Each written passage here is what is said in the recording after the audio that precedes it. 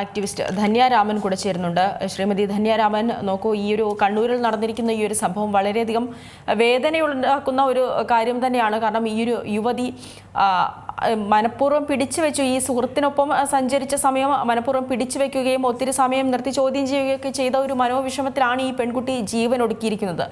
ഈ പെൺകുട്ടി അവസാനമായി എഴുതിയിരിക്കുന്ന കുറിപ്പിലും ഈ ആൺസുഹൃത്തിനെ പറ്റിയൊന്നും പരാമർശിച്ചിട്ടില്ല എങ്കിൽ പോലും അന്ന് നടന്ന സംഭവം മനോവിഷമം ഉണ്ടാക്കി എന്നുള്ള തരത്തിലാണ് ഈ പറഞ്ഞു പോകുന്നത്. വളരെയധികം ദാരുണമായ ഒരു സംഭവം തന്നെയല്ലേ ഈ കേരളത്തിൽ നടന്നിരിക്കുന്നത്?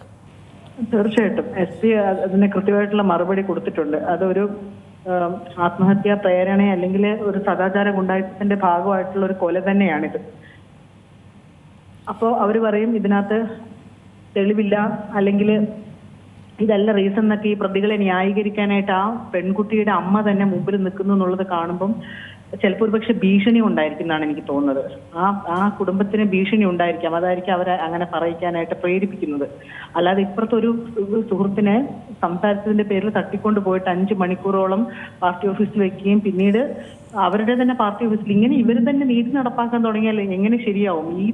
ഈ തീവ്രവാദ സ്വഭാവമുള്ള സംഘടനകൾ ഈ സമൂഹത്തിന് വളരെയധികം മോശപ്പെട്ട രീതിയിൽ മോശം മെസ്സേജസ് ആണ് നടപ്പിലാക്കിക്കൊണ്ടിരിക്കുന്നത്. കൈവെട്ടുകയും അതുപോലെ ഇവരുടെ പിന്നോട്ടേക്കുള്ള ഈ സംഘടനയുടെ പ്രവർത്തനങ്ങൾ അങ്ങനെ എപ്പോഴും ഭയപ്പെടുത്തുന്ന രീതിയിലുള്ളതും ആണ്.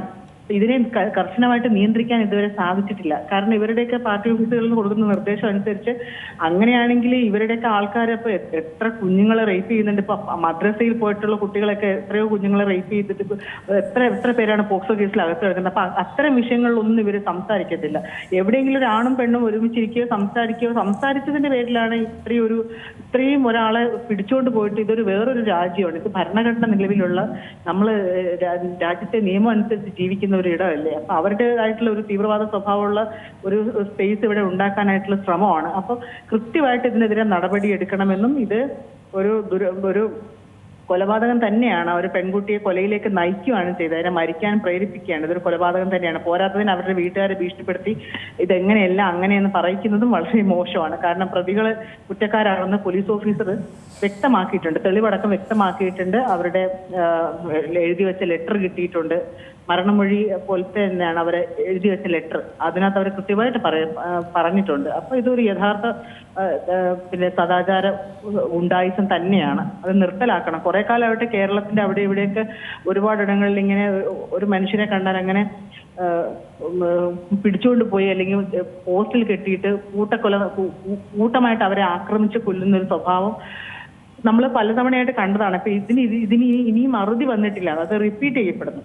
അപ്പൊ കൃത്യമായിട്ട് ഇവരെ പ്രതികളെ ശിക്ഷിക്കാൻ സാധിക്കണം. ഇവർക്ക് ഒരിക്കലും ഒരു ഇളവും ഒരു ആനുകൂല്യം കൊടുക്കേണ്ടതില്ല. മാത്രമല്ല ഇത്തരത്തിലുള്ള സംഘടനകളെ തന്നെ നിരോധിക്കേണ്ടതാണ്.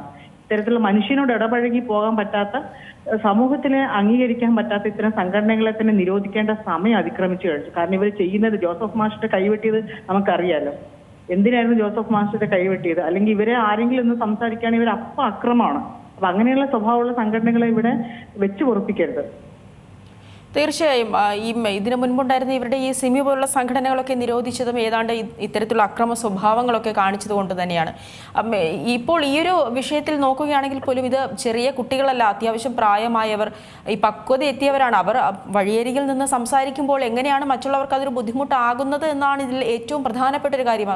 ഇത്തരത്തിൽ തടഞ്ഞു വെച്ച് അവരോട് ഇങ്ങനെ ആക്രോശിക്കാനും പാകത്തിനുള്ള ഒരു ആവശ്യം, അത് ഈ എല്ലാവരുടെയും ഈ ഒരു സ്വകാര്യതയിലേക്കുള്ള ഒരു കടന്നുകയറ്റം തന്നെ അല്ലായിരുന്നു. തീർച്ചയായിട്ടും ഇതൊരു സ്വകാര്യതയിലേക്കുള്ള കടന്നുകയറ്റം തന്നെയാണ്.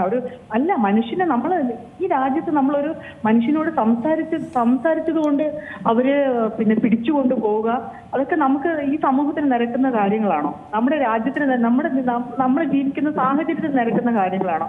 ഒരു മനുഷ്യനോട് സംസാരിക്കുക എന്നുള്ളത് അത്ര വലിയ കുറ്റകൃത്യമായിട്ട് കാണുന്ന ഒരു വിഭാഗം മനുഷ്യരിപ്പോഴും ജീവിച്ചിരിക്കുന്നു എന്നുള്ളതാണ് ഈ സമൂഹം നേരിടുന്ന ഏറ്റവും വലിയ പ്രശ്നം. കാരണം ഈ സദാചാരം ഉണ്ടായിട്ട് ഒരിടയ്ക്ക് നല്ലപോലെ ഇവിടെ ഉണ്ടായിരുന്നു, കുഞ്ഞു ഒന്ന് ഒതുങ്ങിയത് വീണ്ടും തലപൊക്കുകയാണ്. അവിടെ ഇവിടെയൊക്കെ ആയിട്ട് ഓരോ കേസുകൾ വീണ്ടും ചെയ്യപ്പെടുന്നുണ്ട്. അപ്പൊ അതുകൊണ്ട് തന്നെ ഇത്തരം കുറ്റകൃത്യങ്ങളെ നമുക്ക് നിയന്ത്രിക്കാൻ സാധിക്കത്തില്ല. എങ്കിൽ പിന്നെ ഇത്തരം കുറ്റകൃത്യങ്ങളെ നിയന്ത്രിക്കാൻ സാധിക്കുന്നില്ല. ഒരിടയ്ക്ക് ഇവിടെ എവിടെയെങ്കിലും പോയിരിക്കും, ഒരു കടൽ തീരത്തോ കായൽ തീരത്തോ പോയിരിക്കുന്ന മനുഷ്യരെ വരെ വേട്ടയാടുന്ന ഒരു സ്വഭാവം ഇവിടെ ഉണ്ടായിരുന്നു. ഈയിടെ കൊല്ലം പരവൂർ എന്ന് പറയുന്ന സ്ഥലത്ത് അവിടെ ഒരു കായൽ തീരത്ത് വന്ന വാഹനമൊക്കെ അടിച്ചു പൊട്ടിച്ച് ഒരാളെ അറസ്റ്റ് ചെയ്തിരുന്നു.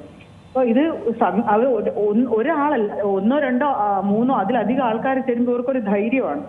ഈ ധൈര്യത്തിന് തന്നെയാണ് നമ്മൾ സദാചാര ഗുണ്ടായിസം എന്ന് പറയുന്നത്. കാരണം എനിക്ക് കിട്ടാത്തത് നിനക്കും കിട്ടണ്ട, എന്നോട് സംസാരിക്കാത്തത് നിന്നോടും സംസാരിക്കേണ്ട എന്നുള്ള രീതിയിലുള്ള സദാചാര ഗുണ്ടായിസം തന്നെയാണിത്. വളരെയധികം നന്ദി ശ്രീമതി ധന്യ രാമൻ പ്രതികരിച്ചു.